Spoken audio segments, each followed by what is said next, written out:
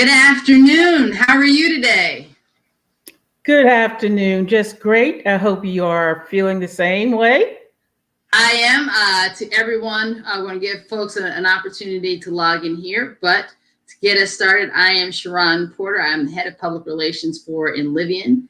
And today we are joined with Ms. Dolores Johnson Hurt, who is the president of the League of Women Voters. Thank you for joining us today. Well, thank you so much for inviting me. It is my pleasure. I first have to say that on behalf of the agency, I have to thank you for partnering with us in our resident advisory council and helping register our residents become voters. That has been a wonderful partnership, and thank you for helping us get the word out. Registering voters is a very major part of what we do. So whenever we are asked to register voters any place in the county, we try to make it there. Good, great. So I've often heard of the League of Women Voters. Tell me more about what you all's mission is. The League of Women Voters is a 100-year-old nonpartisan political organization. Our goal is to encourage active and informed participation in the government, in voting. When I say that we are nonpartisan, that means we don't support political candidates or parties. Okay. As I say, we're 100 years old, and this is our 100th anniversary celebration this year, 2020. Okay, That's great. So there's definitely a lot of energy encouraging people to vote right now. For me, it feels like more than I've ever seen in my lifetime, especially more than prior. I feel like it's more prior to than President Obama becoming back in 2012. What are you seeing? What are you feeling? And do you think how it's going to impact the polls? I definitely think that we're seeing a lot of energy out there and encouraging folks to vote. And it hasn't been the energy we've seen since 2008, when so many people came out to elect President Barack Obama. He had a great campaign where he reached out to so many more people that had been approached before, particularly young people. And we can gauge how important this election for president is by the so many commercials we see both on TV and on social media.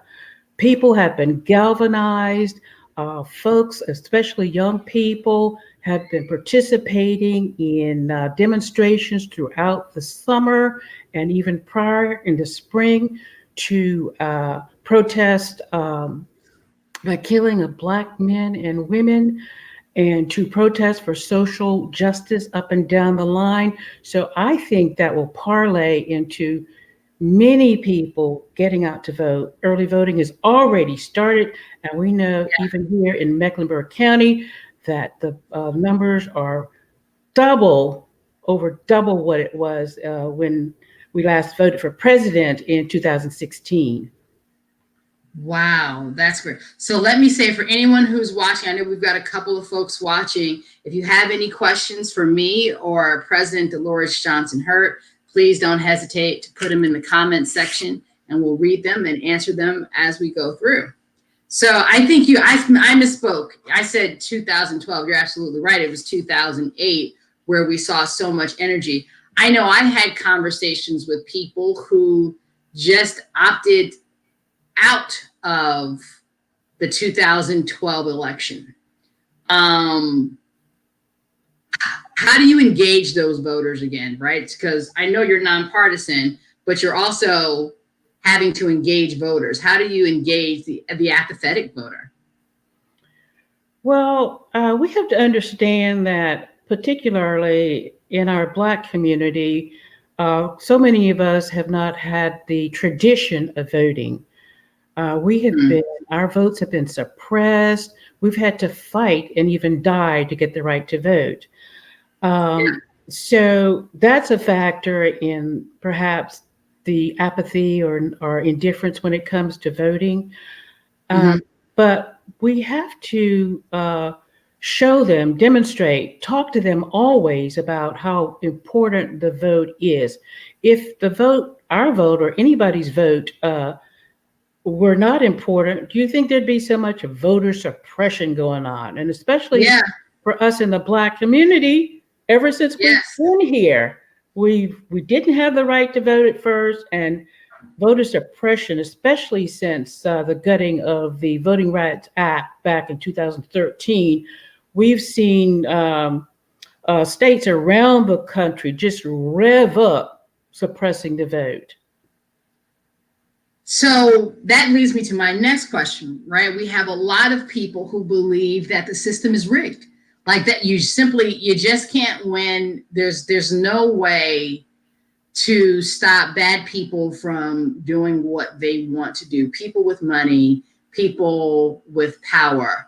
How do how do we remind people? How do you tell people that voting is still the way to go? Well, we have the numbers. We far out surpass those uh, billionaires and other people of wealth who really try to control our system to benefit themselves and their family and their families and their friends. We have the numbers. Somehow we don't always understand the power of our vote.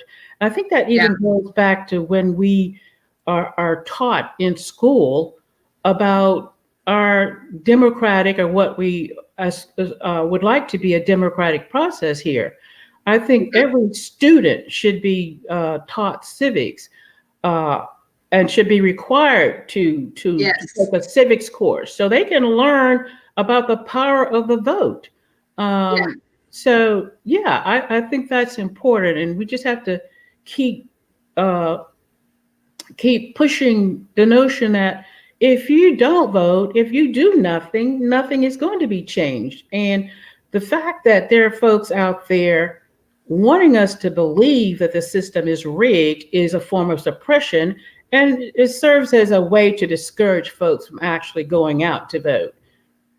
yeah. It does. I've said it here before, and I have to say it again. I recently had a conversation with a lawyer who said that there are many people who are misguided about voting. They believe they look at voting as a marriage, and she said voting is not a marriage. It's more like a bus route.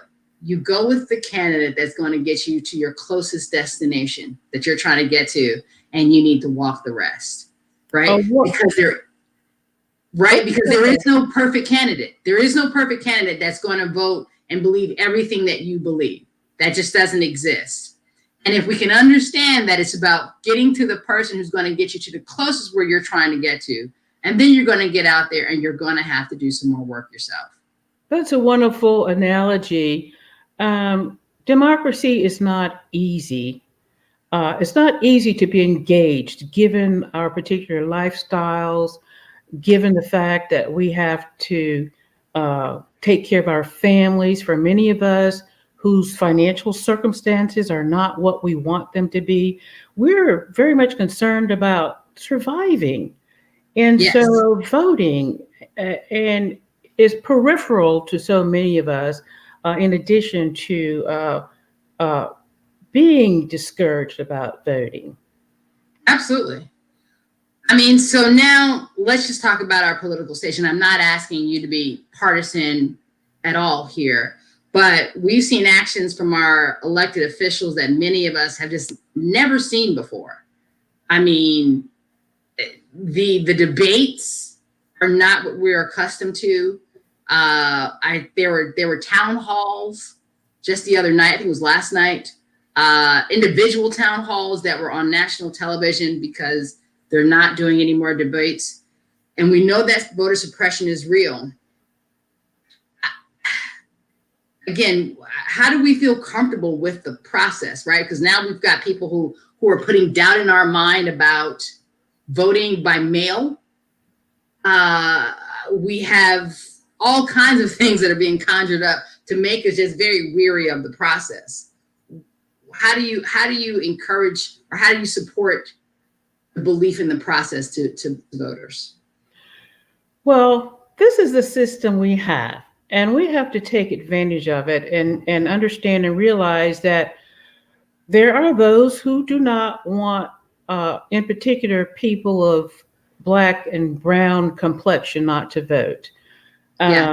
They have their own self interest, as I said, in mind, and uh, oftentimes we are discouraged from voting. That in itself is a form of voter oppression. Absolutely. Sometimes change takes a long time. As Martin Luther King Jr. said, the arc of the universe is long, but it Yes. leans towards justice, which means that change can take a long time or it can take a short period of time. Just Right. look at what has happened over the last 4 years. So Yeah. try not to be discouraged. I know I do feel discouraged at times when Sure. I see that the tenets of our democracy, everything is being challenged now.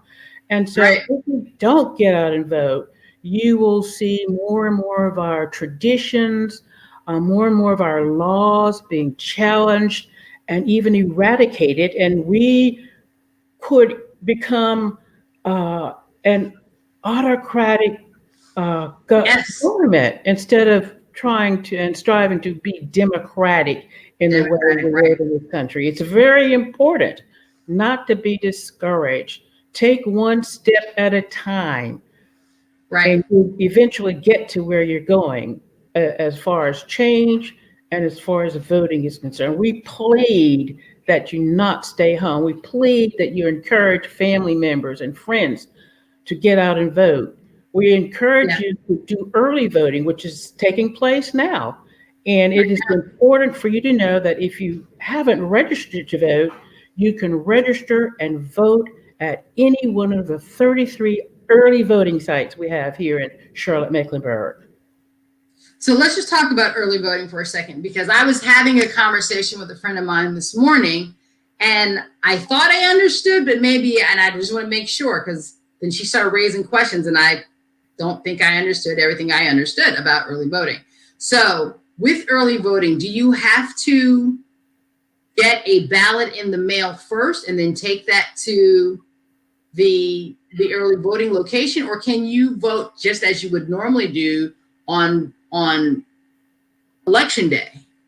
If you have requested and received an absentee mail-in ballot, you have till October 27th, 5 p.m. to get that ballot in to the Board of Elections. Uh, if you don't want to mail it, you can drop that ballot off at any of the early voting sites. Okay. If that answers your question about absentee ballot voting. That's absentee. But say if I didn't order an absentee ballot, can I just also go to an early voting site and just vote? Absolutely. That is the purpose of Okay. early voting. Yes. Got it. Okay. Okay. Then that's good to know. All right. That's where I was confused, because I've ordered my ballot. I wasn't sure if I needed to have that when I go there, but okay, if I can go there and early vote, and I understand that there are already lines, which is to me exciting. What are your thoughts? There are early lines into early voting already. It is so exciting. I took the opportunity of driving around yesterday afternoon and saw lines at several voting places near where I live out in the Mid Hill area. It's so encouraging. It shows how excited folks are to be able to have a voice in what this country should do in the next 4 years. It's very, very exciting to me personally. So tell us, what does the League of Women Voters do to educate and empower voters? Well, first of all, we register thousands of voters each year. Just the act of registration is powerful. Mm. Then we conduct forums and seminars and we meet in communities not only to register voters, but to inform them of the issues that affect their everyday lives. We appear on programs such as this to get the word out about the League of Women Voters and the power of the vote, and not to throw that power away by not participating in government, in going and watching local governmental meetings, and being in touch with your officials to let your voice be heard. So obviously this year we're in a presidential election. I feel like there's a lot more energy during the presidential election than there is in the elections in between. Why is it important that people make sure they're involved at every election? Well, whereas the president is at the top of our government, and in only one of three sectors that set policy. You have the executive, you have the Congress, and then you have the court system. But in terms of your everyday life, it is really your state and your county, and it's your local government that determines what kind of schools you go to, whether your schools are good, what kind of housing you're able to get, in what Sure. neighborhoods you live, roads, streets, parks, recreation, social services. All those are determined on the local and state levels. And it is important to understand that. Uh, like the presidential election is a rock star. You know what I'm Yeah, saying? As right. far as Yeah. the Yeah, it is. election.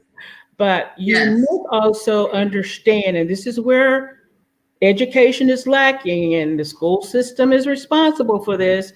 This is Yeah. where you need to know how important it is that you vote down ballot. That means in this election for your state legislatures and for your county commission. Uh, uh, and also there's some bonds on the ballot Okay. that you should pay attention to that would help out your local community. Okay. Now, so after the vote, right? Come November 4th, we are going to be wherever it is we stand as a country. No matter which way it goes, whether it goes for your candidate, whether your candidate wins or not, what do we do? How do we hold elected officials accountable after the vote? Well, there are a number of ways you can do that. Um, you can organize in your neighborhood, for example, and go to governmental meetings, city council, board of education, county commission meetings, or you can watch them on TV. Don't be afraid to reach out to your representative because they will listen to you because they want to be reelected. Yeah, Um, if you can, here's another way of feeling empowered.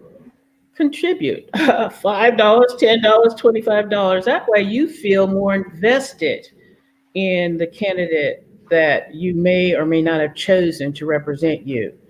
You feel invested to speak up for yourself and for what you want. It's hard. It's hard, but know that when you are elected to office, you are obligated to listen. And it's up to us to be obligated to make sure they hear us. absolutely. I have had friends in different parts of the country who've gotten incredibly involved with police reform. And, while it can feel overwhelming, particularly after you've worked all day, to sit on a Zoom call waiting for your voice to be heard and seeing politics at play. And sometimes it's in your favor, sometimes it's not. Everyone has an interest, but it was worth it because the police reform bill in her community was passed. So I encourage everyone that if you look around, and it's up to you to make the difference. It's corny to say, but be the change that you want to see for sure.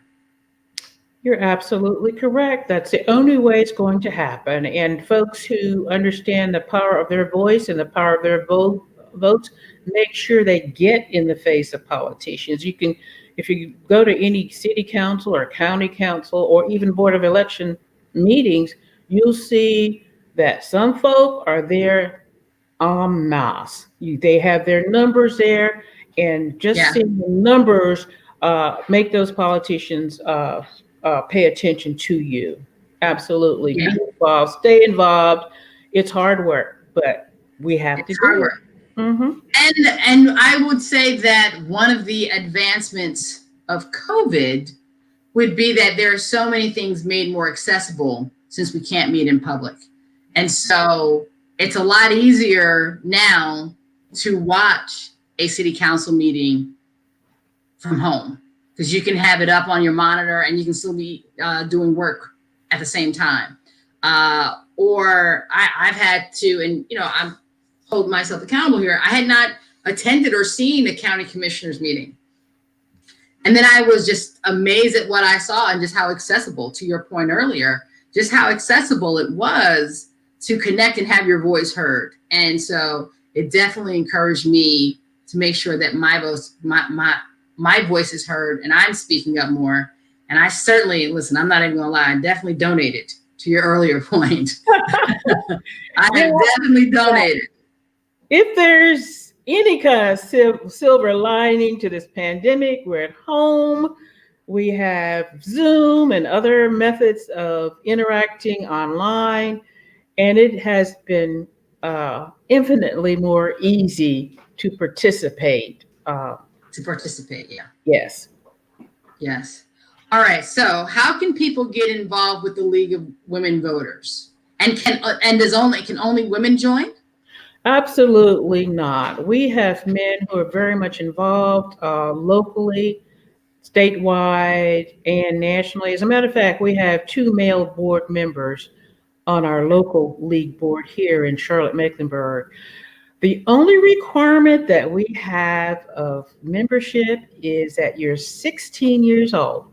You don't even have to be a citizen to be a part of the League of Women Voters. We would, of course, want you to share our values and beliefs, but we're open to anybody 16 years and older. And we do have a program. If you're kind of short on money temporarily, we have what's called an angel fund that we offer you a free scholarship for 1 year.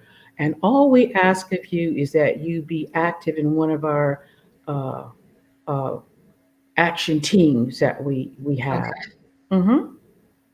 Wonderful. And I think we have a phone number that we can put up on the screen. So, if you'd like to contact the Charlotte Mecklenburg League of Women Voters, their phone number is 704-556-4600. You can find them online at my.lwv.org